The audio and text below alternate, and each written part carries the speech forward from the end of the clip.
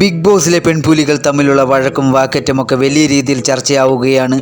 കഴിഞ്ഞ ദിവസം ടാസ്കിനിടയിൽ വെച്ചാണ് ജാസ്മിനും നോറയും അഭിപ്രായ വ്യത്യാസത്തിലൂടെ സംസാരിച്ചു തുടങ്ങുന്നത്. ജാസ്മിനെ പറ്റി നോറ പറഞ്ഞ കാര്യങ്ങൾ അംഗീകരിക്കാൻ കഴിയാത്ത ജാസ്മിൻ വഴക്കിനെത്തുകയായിരുന്നു. ശേഷം ഇരുവരും പരസ്പരം ആരോപണങ്ങൾ ഉന്നയിച്ചു. ഇമോഷണലി വീക്കാണെന്ന് പറഞ്ഞ് ജാസ്മിൻ നോറയെ പരിഹസിക്കുകയും നോറ അതിനുള്ള മറുപടി തിരികെ കൊടുക്കുകയും ചെയ്തു.